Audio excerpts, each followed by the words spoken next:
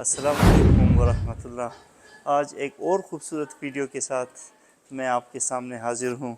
मैंने 2018 में Berlin city का एक बहुत खूबसूरत मैप निकाला था।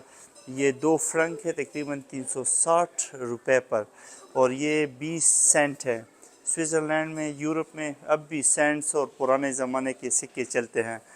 तो जब भी आप किसी शहर में जाते हैं उसका मज़ा ये होता है। ये अमल पेनी प्रेसिंग या एलोनिगेटेड कॉइन्स कहलाता है।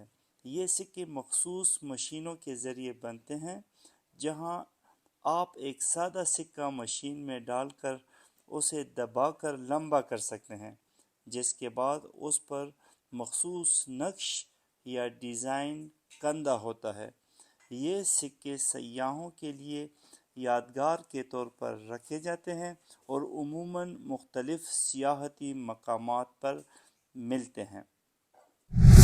एलोनिगेटेड कॉइन्स या प्रेस्ड कॉइन्स वो सिक्के होते हैं जिनको मशीन के ज़रिए दबाकर या लंबा करके उन पर मुख्तलिफ डिज़ाइन या नक्शे कंदा होते हैं, जो मैं अभी आपको दिखा रहा हूँ, ताकि ये किसी ख़ास मकाम, सियाहती या तफरीही मकाम या यादगार के तौर पर महफूज किए जा सकें।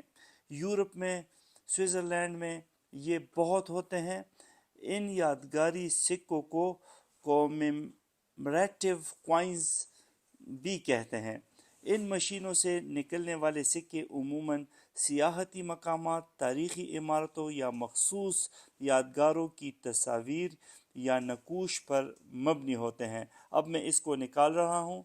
मैं हाथ से इस मशीन को घुमा रहा हूँ। ये मैं आपके लिए बना रहा हूँ, बहुत खूबसूरत। अब ये यादाश्त बनेगी। ये सख्त हो गया है।